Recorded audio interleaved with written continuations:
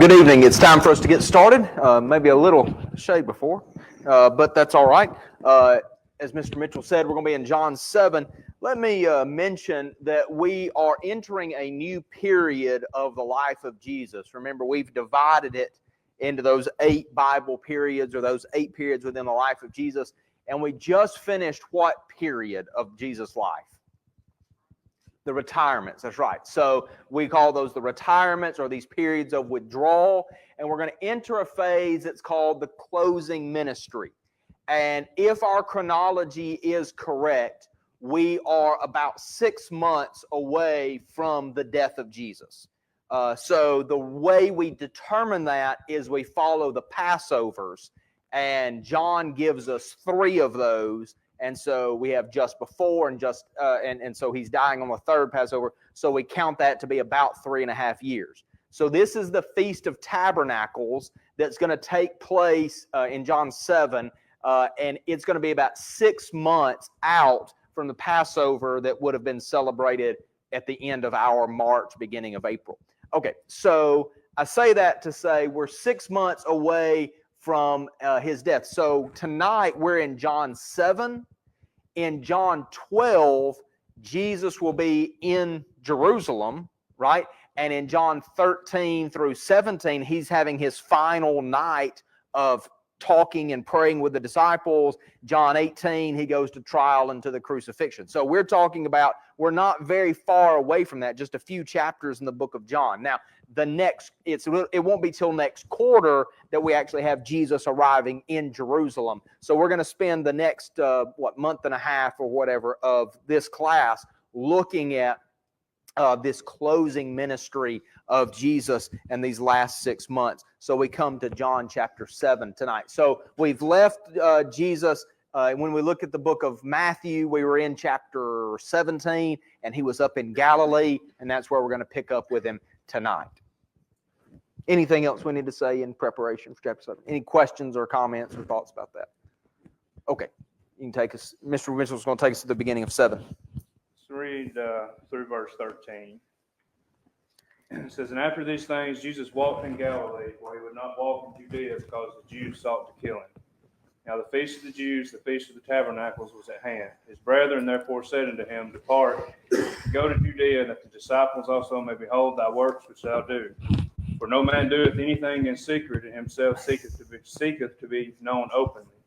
If you do these things, manifest thyself to the world. For even his brethren did not believe on him. Jesus therefore said unto them, My time is not yet come, for your time is always ready. The world cannot hate you, but it hates me, because I testify of it that its works are evil. Go you up into the feast. I go not into this feast, because my time is not yet fulfilled. And having said these things unto them, he abode still in Galilee. But when his brethren were gone up to the feast, then he went up also, not publicly, but as it were in secret. The Jews therefore sought him at the feast, and said, Where is he? And there was such murmuring among the multitudes concerning him. Some said, He is a good man. Others said, Not so, but he leads the multitude astray. Yet no man spoke openly of him for the fear of the Jews." So we find Jesus in Galilee here, and he's staying away from Judea and areas like that. For what reason? They wanted to kill him. We'll talk more about the reasons why a little bit later in the chapter, but they're trying to kill him, so he's staying in Galilee, and he has a conversation in the first couple of verses with what I'm assuming is his real half brothers. I would take it to be, yeah. So half brothers, because same mama, different daddy. His half brothers, and they're basically telling him to go and to perform these signs and these wonders, these miracles. And I almost look at it as kind of a mockery. Like, if you can do these things, if you can say you can do this, and you want everybody to know who you are, then go. Like, go do these things, go perform these things. They're kind of just urging him to go do all this stuff. And it's kind of to me, it's more of a mockery of, if you say you're this great thing, then go do all this stuff. Why would you want to be secret about it? Go openly perform this stuff and let people know who you are. And then in verse 5, it says, for they didn't even believe it. So they didn't even really have faith in who he was. You got any thoughts to that point? Yeah, I would just say it's interesting to me to look at the brothers because I think they're one of the great evidences for the truth of everything eventually, right?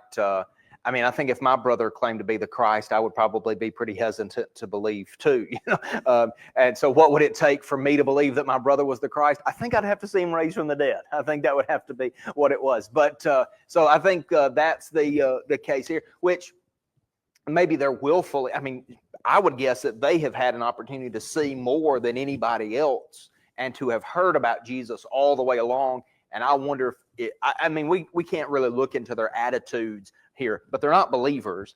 And I think it's exactly like you're saying. They're kind of trying to poke him into doing something. And so anyway, can I just say a word about the Feast of Booths? It mentioned in verse 2, and we'll talk more about this, but I just want to get a timing here. Generally, the Feast of Booths was celebrated at the end of the harvest. And it was also called, so mine says Feast of Booths. Your text may say Feast of Tabernacles or Tents. There's other names for it as well. But this was, is it the Feast of Harvest, I think it's also called. And so this was a celebration, and we'll talk more about it, but it really was kind of in memory of the tabernacles, the tents they had to live in during the wandering in the wilderness. And it carried more ideas with it. So really, this Feast of Booths, I think, definitely covers what's going on in chapter 7 and 8. I think some of Jesus' words in both chapter 7 and 8 have to do with that. And it may be that we're dealing with this kind of setting all the way through to like the beginning of chapter 10, because it's not till the end of chapter 10 that we have a new feast that's made mention of. Of course, we'll go to other chapters before we get that far, but it seems that John is really highlighting this Feast of the Booths here. And so anyway, I just wanted to kind of give it. So if this is the end of September, beginning of October, and he's going to die at the beginning of April, you know, when the Passover is, we're talking about just a very short time before his crucifixion. Okay, so they try to make him go, and like you said, because the fact that John gives it for not even his brothers were believing in him makes you think that John is explaining that to show that it's insincere. Yeah. You know what I mean? That it's not like you got to go show this stuff off. This is real. It doesn't seem like that. It seems to be insincere given their lack of faith. Any thoughts, comments so far? So then verse 6, you know, as he's talking about, we know that the time is nearing for Jesus' death, but at this point, it makes it very well known that this wasn't the right time. And you're going to see that throughout the chapter.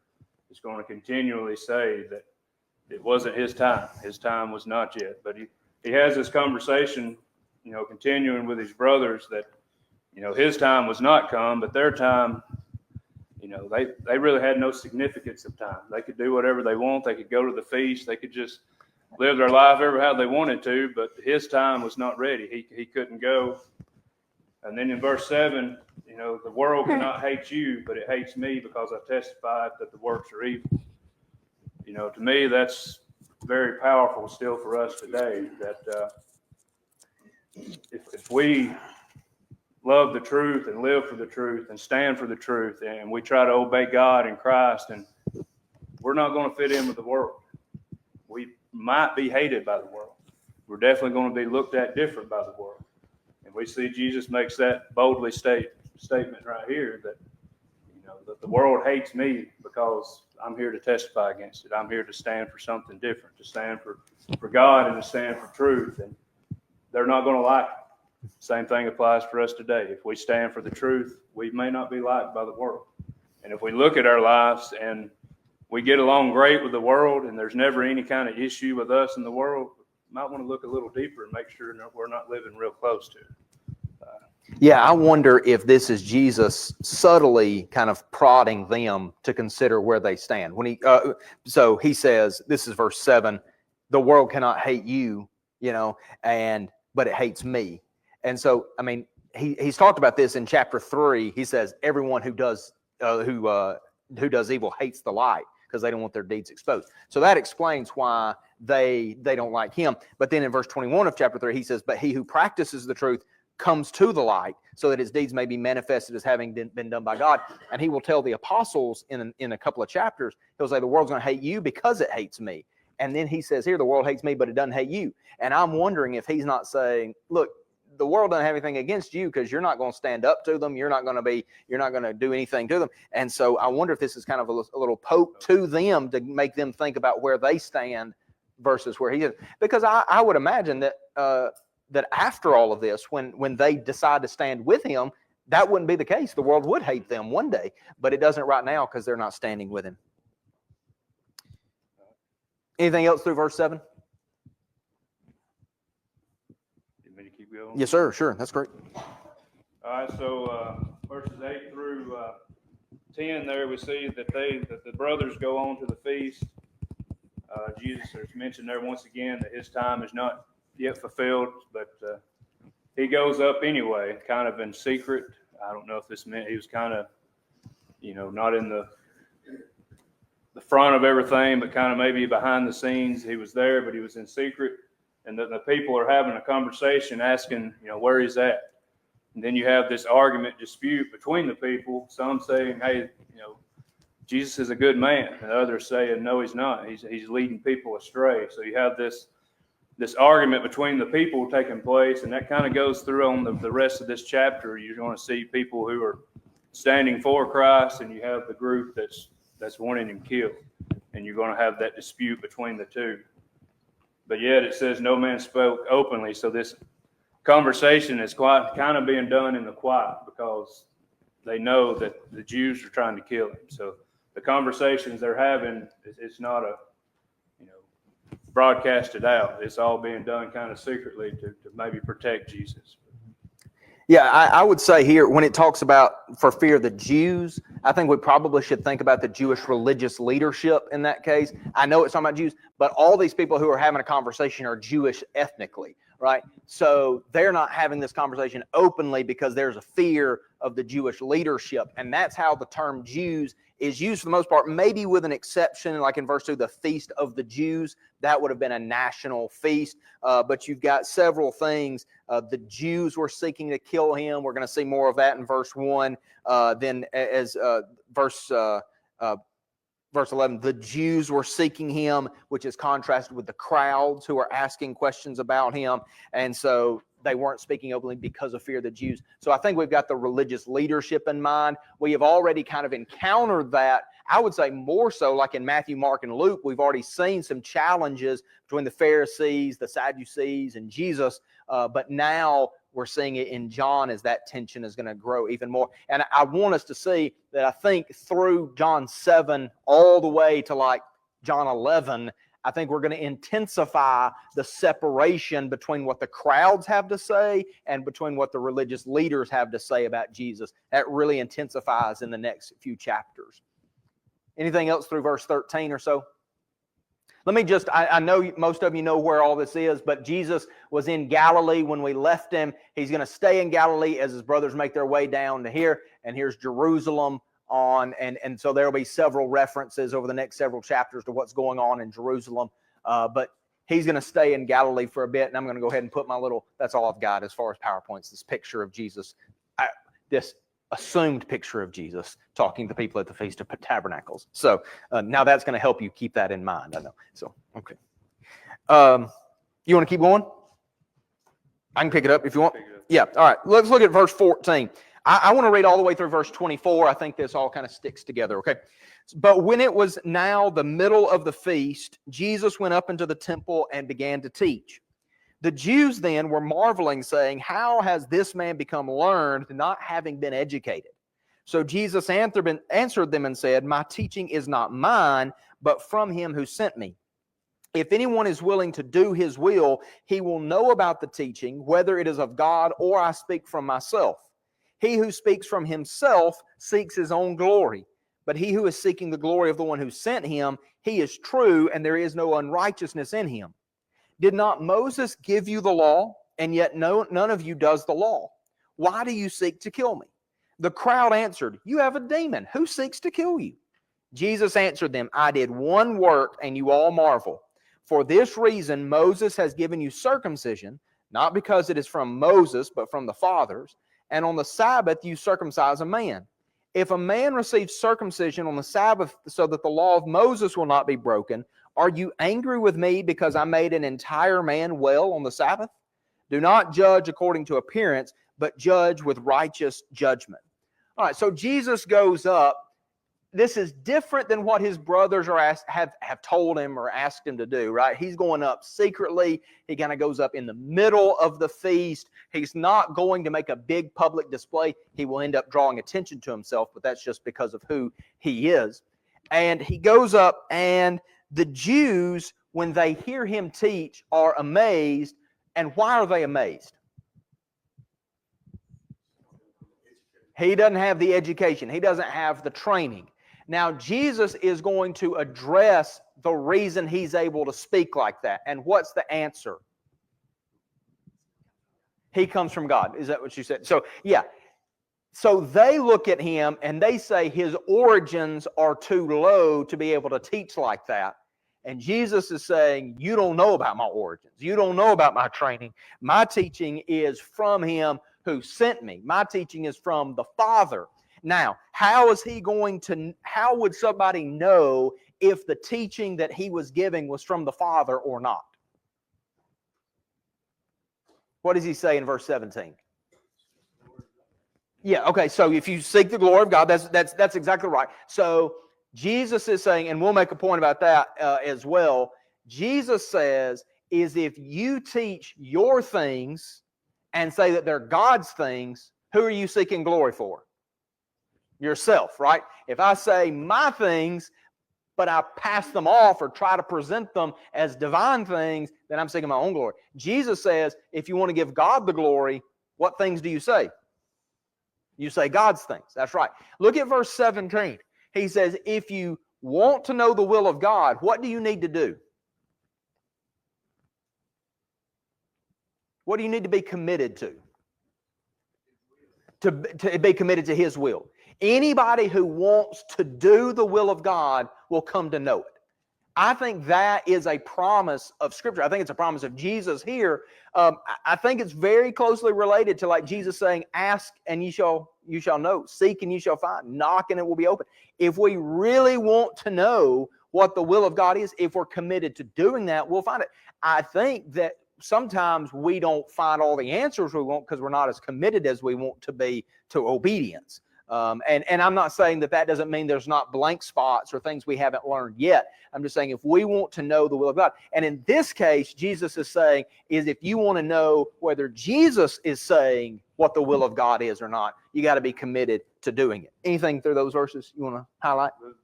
The thing I found kind of interesting was, 11, 12, 13, it says that he was kind of doing things secretive. Mm-hmm. And then in 14, we find him teaching. Yeah. And I found it that, as I think Lonnie a couple of weeks ago preached, that was Jesus' habit. Mm-hmm. That was what he was going to do. And even though people were trying to kill him, he was not going to back down. He was going to continue to do what he was here to do, and that was to teach. And, we need to do the same thing. Even in the worst situations, still stand for truth, even when it's not easy. But the fact that he was doing things secretly, but then we find him in the next verse teaching people. Yeah, and this would be a powerful moment to be doing that teaching, because for this Feast of Tabernacles, there would have been thousands and thousands of Jews gathered together there in Jerusalem, and maybe people who would not have had access to him normally, and now they're going to be there in Jerusalem, and he's going to stand in that temple complex, and he's going to teach. So you're exactly right. We'll see that later on when some of the answers, in verses, is some of these people hadn't come in contact. Oh, yes, that's exactly right. The first time, because they come back like, I think they say, other men don't speak like this. Yeah, that's right. So that's right. A lot of these, it may have been their first time. Yeah, and he spent so much time in Galilee, so there's probably the people from Judah area that are there, and then people from all over. That's exactly right. Okay, so let's look at this exchange in verse 19. So Moses gave you law. Did not Moses give you the law? And yet none of you does the law. Why do you seek to kill me? Now, how does the crowd respond to Jesus saying, you're seeking to kill me? You're crazy. They think he's crazy, right? You have a demon. All right. Now, I think that this shows us the division among the people who Jesus is talking to. All right, so first of all, you're going to have most of the people he would be talking to, I assume, would be out of the leadership level, right? They're probably ordinary folks, and maybe even people from Galilee that have come down, and then people from other places, or ordinary people from Jerusalem and around it. So he's teaching them, and then he brings up that you're trying to kill me, and they say, what are you talking about, right? Now, we know they are, right? Look back at, well, first of all, because Jesus said they were, right? But look back up at verse 13. Nobody was speaking openly about him for fear of the Jews. Verse 11, the Jews were seeking him at the feast and saying, where is he? I think that those Jews that are seeking him in verse 12 or verse 11 are not just the Jews who would like to hear something from him. I think those are the ones who are seeking him to kill him, to do something heinous to him. And so he's saying, you seek to kill me. They think he's crazy, but Jesus is going to kind of narrow the focus, and he says, I did one work and you all marvel. Does anybody have a different word than marvel there? I did one work and you all marvel. Amazed. Okay. Yeah. Okay, so I think, so what one work, if we're following John's account with regards to what he's doing in Jerusalem, anybody have an idea what one work he's talking about? I think that's exactly right. I think we're talking about the healing from John 5. Now, one of the benefits of a harmony, looking at all the Bible passages together, Matthew, Mark, Luke, and John all together, is that we see the whole life of Christ. One of the challenges is we want to keep the storyline that John is telling, right, and pick up what he's talking about. And the storyline is in John 5. He's in Jerusalem when he heals that lame man at the pool, right, and tells him to pick up his bed and walk. And that creates the challenge that takes us all the way basically through chapter 5, all right? So now he comes in chapter 7. Man, I don't want you to remember this. I'm flipping back to John chapter 5 right quick for just a second. Let's see, this is chapter 5 and verse 17. He answered them, my Father is working until now, and I myself am working. For this reason, therefore, the Jews were seeking all the more to kill him, because he was not only breaking the Sabbath, but also was calling God his own Father, making himself equal with God. All right, so that's kind of, I think, the setting of this situation in John 7. He's coming back to Jerusalem for, I would assume, for the first time in a while. And so he's going to say, I did that one thing, and y'all all were amazed at that. Y'all marveled at that, and it caused lots of trouble. Now, Jesus is going to compare that act to something from the Old Testament. What does he compare it to? Circumcision. Circumcision. All right, so here I think Jesus is showing them how to draw a logical conclusion. All right, so he says they exercise circumcision under the law. And I think the implication here is, what happens if the 8th day, when you're supposed to circumcise the little boy, what happens if that 8th day falls on a Sabbath? What do? They do it anyway, right? They do the circumcision. Well, they need to be killed because they're doing work on the Sabbath, right?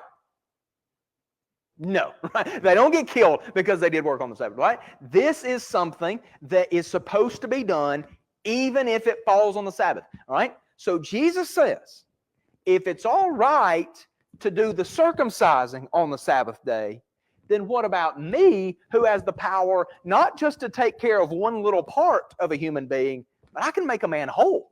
I can fix his whole body on the Sabbath day.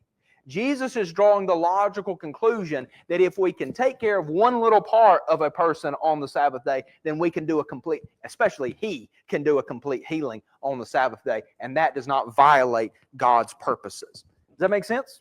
That, you see the logic there that he's drawing. And it's two different, to do a circumcision on the Sabbath is to make pain. Oh, yeah, yeah. To torture. We're talking about the opposite direction. Here, he's exactly. making a guy healed. That's right. He's making a guy whole again.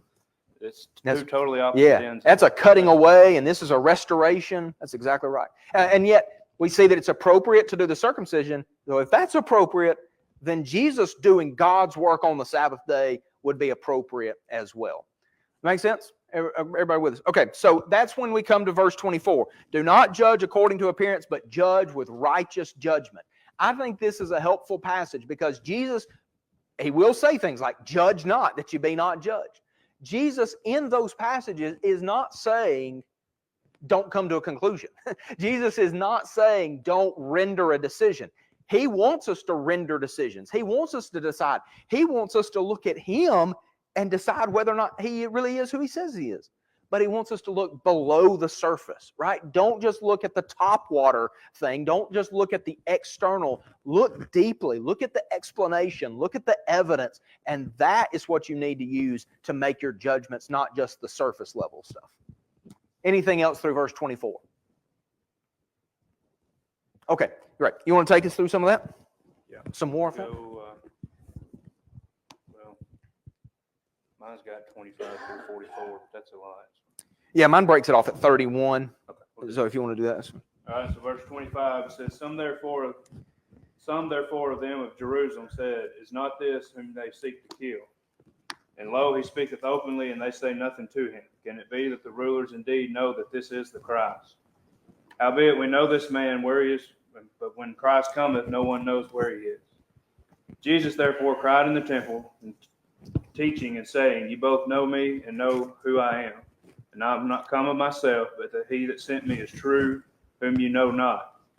I know him because I am from him, and he sent me. They sought therefore to take him, and no man laid his hand on him, because his hour was not yet come. But of the multitude many believed on him, and they said, When the Christ shall come, will he do more signs than those which this man hath done? So once again, we see that after he started teaching, he's now brought attention to himself. And while he's having these conversations, people are questioning, is this not the man that y'all are trying to kill? He's sitting here talking and teaching openly, but nobody is trying to do anything to him.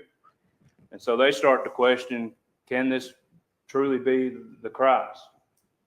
And then we get this conversation, or this talk of him about where he's coming from, where he's going. It says there in verse 28, Jesus therefore cried in the temple, teaching and saying, Ye both know me, and you know who I am, and I'm not come of myself, but he that sent me is true, whom you know not. I think Jesus is telling them that the evidence is there. Like you've seen the things I've done, you've heard the things I've said, you know who I am. But people just continued not to believe it, continued not to really see the full picture. And it keeps saying there that in verse 30, they sought therefore to take him, but no man laid his hand on him, because his hour was not yet come. Do you feel that God was kind of protecting him? Because, I can kind of see this conversation getting kind of, I don't know if heated is the word, but, the people know, hey, this is the guy y'all are trying to kill. And it keeps saying, but his time had not yet come. I almost feel like somehow God was saying, not yet. And maybe holding them back.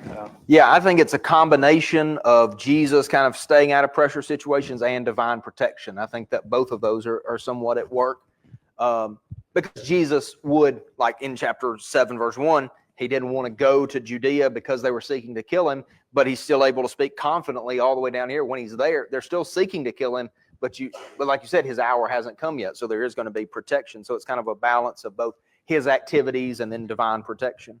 And maybe there was enough people in the crowd who believed him that, it was kind of the Pharisees thought now's not the right time, because there are people, and it mentions that several times, that there was people in this group who believed, and that's the question there that they asked.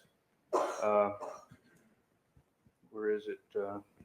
Verse 31, but the multitude many believed, and they said, when the Christ shall come, is he going to do more than this? I think that was kind of a rhetorical question. Like, y'all say he's not the Christ. The Christ hasn't come. Well, when the Christ comes, is he going to be able to do anything more than what this man has already done? They believed that he was the Christ. So maybe that the group that was there believing him was enough to keep the group that wanted to kill him at bay at this time.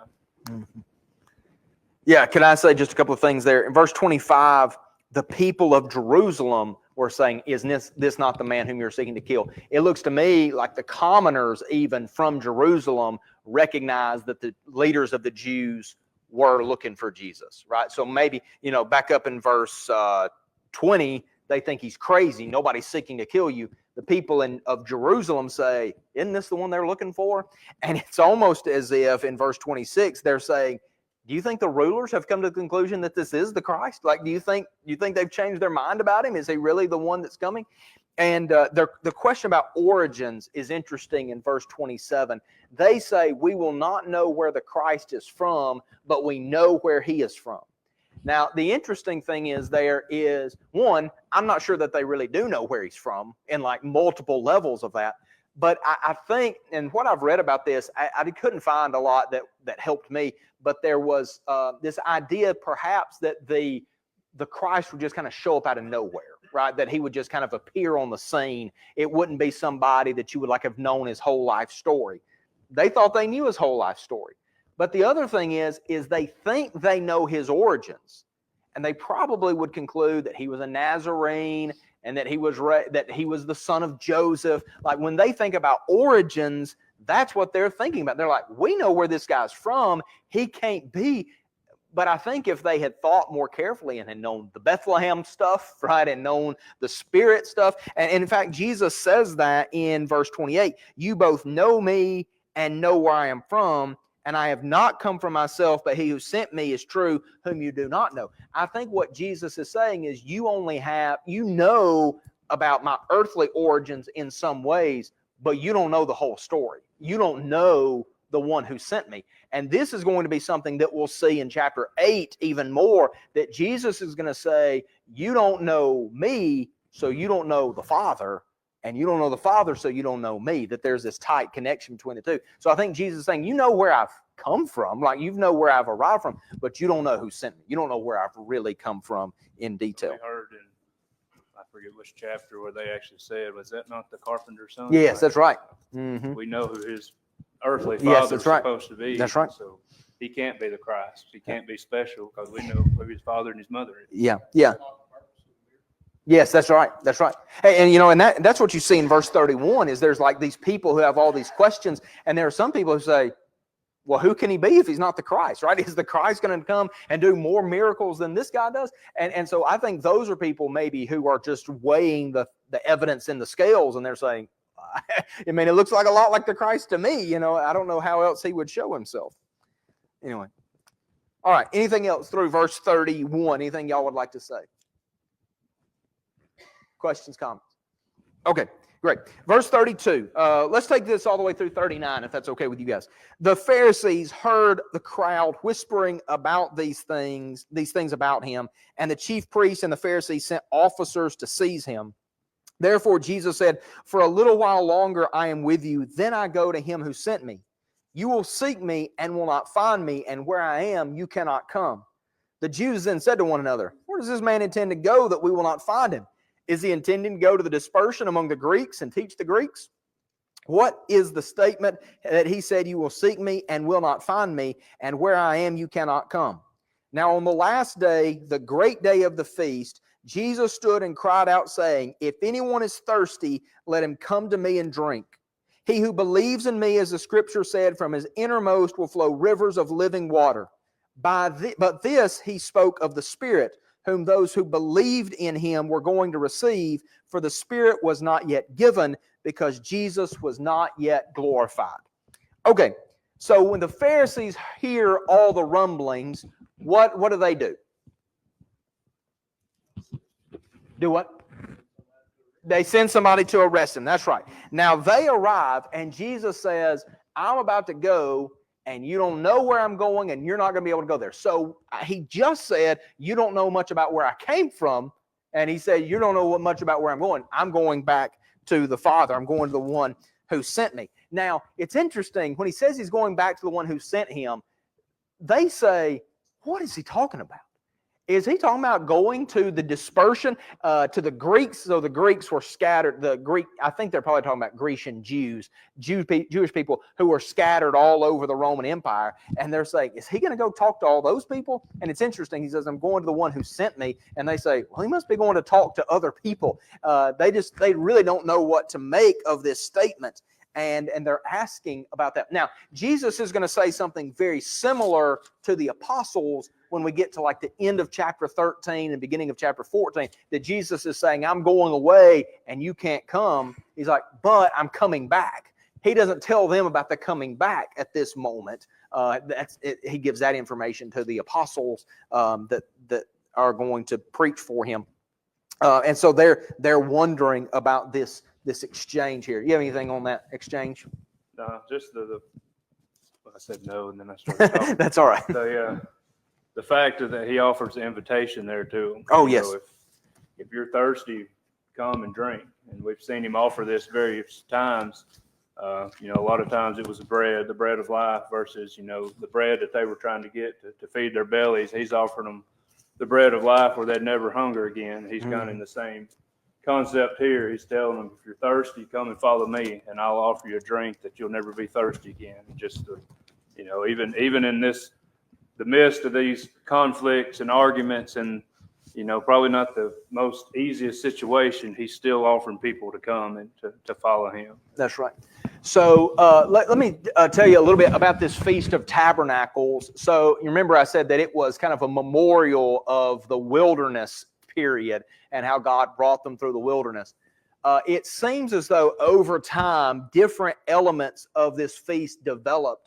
And one of the things that they would do, so they had a light celebration that we'll talk about when we talk about John chapter 8, because that'll be relevant.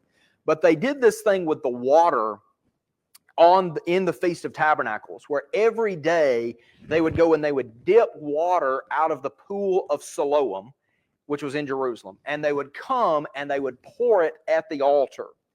And what all of this is one, it was a memorial of God's provision of water while they were in the wilderness. And it was also praying for water, right? So this would have been at the end of a long dry summer, and they would be praying for rain. And so this was a petition for water, but it also was connected to prayers that God would pour out his Spirit. And the idea of pouring out his Spirit was connected with water in several places, and maybe the first place we see it clearly is in the book of Nehemiah. And when we read the book of Nehemiah, in chapter 8 is the first time that they observe the Feast of Tabernacles in a long, long time.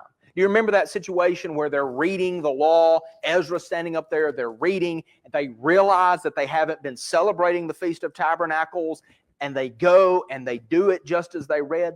Well, there's this prayer that is offered on that occasion. And I just want to read a few verses from it to kind of connect it, because they're celebrating the Feast of Tabernacles, and this is the prayer that's connected to it. So one of the things that they pray about is they give thanks for providing the food and the water. This is in verse 14 of the prayer in Nehemiah 9. So you made known to them your holy Sabbath and commanded them commandments, statutes, and a law. You gave them bread from heaven for their hunger. You brought water from a rock for their thirst. And you said to them to possess in order to possess the land, to enter in order to possess the land which you swore to give them. You notice he gives thanks for the law. He gives thanks for the bread. He gives thanks for the water that God had provided. Down in verse 20 of Nehemiah 9, it says, you gave your good Spirit to give them insight. Manna you did not withhold from their mouth, and you gave them water for their thirst. So again, you have this connection of the Spirit, revelation, so that they could know. They have the bread and they have the water all connected. And so it seems to be that as they poured out this water at the altar, not only were they praying for like physical provision of water, but they were praying out that God would continue to pour out his blessings. Very often in the Old Testament scriptures, the imagery of agricultural production was used to talk about the blessings of the Spirit that would be poured out. Now, here's what happens. Jesus, on the last great day of the feast, I just want you to think about this. Every day, the priests have been going and getting this water from the pool of Siloam. They've been marching it back to the temple. They've been pouring it out, and they've been offering this prayer. And they do it for 7 days. And on the last great day of the feast, just picture this, on this, where they've prayed for 7 days for God's real water to come, for the real blessings to come. They pour out that water, and Jesus stands up in the temple and he says, if any of you want real water, come to me. That's pretty powerful. Because what Jesus is saying is all the things you're praying for, all the things that God has promised, all the things you're hoping for, if you want that real water, if you want the living water, I'm the person who's going to provide. And so in the context of that Feast of Tabernacles, Jesus' statement, I think, has even more weight to it. He says, because if you come to me, you're going to get living water flowing out from your soul. And he says in the text tells us in verse 39 that he was talking about the Spirit that they hadn't received yet because he hadn't been glorified yet. And we was talking about the Spirit. I think he's going to be talking about the power of the Holy Spirit that's going to come. I think he's talking about the revelation that the Spirit is going to bring. I think he's going to talk about the blessings that will come from the Spirit. That hadn't come yet, but Jesus says, if you come to me, that's the kind of thing you're going to receive. Jesus is saying on this day, all of the expectations and promises that God had made, that the wilderness and that the Feast of Tabernacles were pointing to, I'm fulfilling those. I am where all those promises were headed. And that's a pretty powerful promise there on the great day of that feast. We'll see that even more in John chapter 8, because they had light celebrations, and Jesus will say, I am the light of the world in John 8, verse 12. All right, we got about 5 more minutes to get. That once again, yes, sir. You see these people trying to kill him, but yet he stands in front of Oh, everybody yeah, that's and says, right. hey, And he everything says, y'all are yeah, doing, that's if right. you want real stuff, Yeah. follow me. Yeah, So, yeah. You think that made any of them upset? oh, yeah. Yeah. All right. You want to take us from 40 however far down you want to go? Let's go to 44. Okay. Then I'll let you. Yeah. It says, some of the multitude, therefore, when they heard these words, said, this is the truth, the prophet. Others said, this is Christ. But some said, what does this Christ come out of Galilee? Hath not the scripture said that Christ comes from the seed of David, from Bethlehem, the village where David was? So there arose a division in the multitudes because of him. Some of them would have taken him.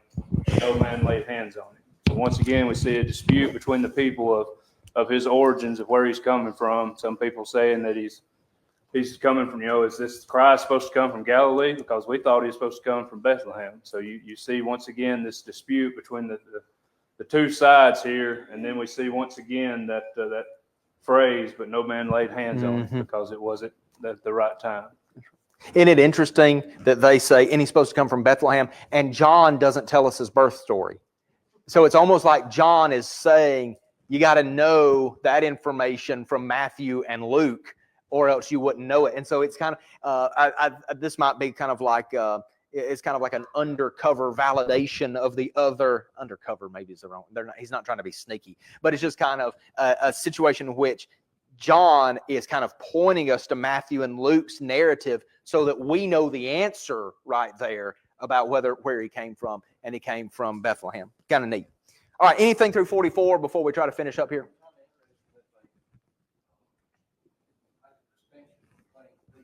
Yes. Yes, that's right. Even though we're going to see that's unified in one guy. I think that's right. They think there's some distinction, maybe 2 different roles, and Jesus is going to say that's a unified role. That's right. Very good. All right, look at verse 45. The officers then came to the chief priests and Pharisees, and they said to them, why did you not bring him? The officers answered, never has a man spoken like this. The Pharisees then answered them, have you also been led astray? Have any of the rulers or Pharisees believed in him? But this crowd which does not know the law is accursed. You see that distinction between the crowd and the leaders. Okay, verse 50, Nicodemus, he who came to him before, being one of them, said to them, does our law judge a man unless it first hears from him and knows what he is doing? They answered him, are you also from Galilee? Search and see that no prophet arises out of Galilee. Everyone went to his home, but Jesus went to the Mount of Olives. All right, we'll leave off there in chapter 8, verse 1. Now, it's interesting. They say, you don't know anything about the law, right?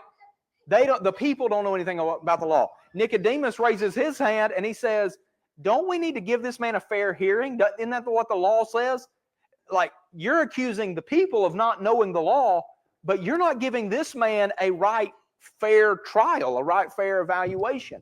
Now, they're going to say, there's no prophet arising out of Galilee. That actually wasn't true. There were prophets from Galilee, like Jonah was a prophet from Galilee.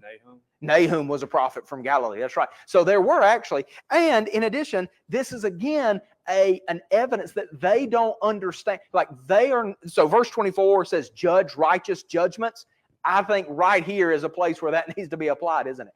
They are just judging by appearance, right? They think he's a Galilean raised carpenter. They don't know that he's a God-sent, Bethlehem-born Messiah. And they're making those evaluations without the evidence, even though Nicodemus is saying, hey, don't we need to consider that? But even the officers, right, who are they're not the leaders, they're the officers that are being carried out there. They say, a man has never spoken like this, right? That was one of the reasons why they didn't put hands on him, because when they went and they heard him teach, they were like, there's something here that we don't need to overstep here. I felt the same thing. They went to take him, but when they heard him teach and speak, it's like, hey. That's right. That's right. I don't know everything, but something's different about this guy. That's right. Very good. All right. Any thoughts or questions before we dismiss? All right. So I on the schedule, is it say we're ready for John 8 next time?